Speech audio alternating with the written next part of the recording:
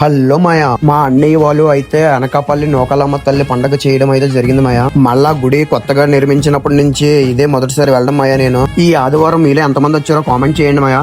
ఏ దర్శనం అయితే బేగ అయింది కూడా కామెంట్ చేయండి మాయా. ఎంతసేపు లైన్ లో ఉన్నా ఒక్కసారి అమ్మని చూడగానే మనసు చాలా ప్రశాంతంగా అయితే అయిపోయింది మాయా.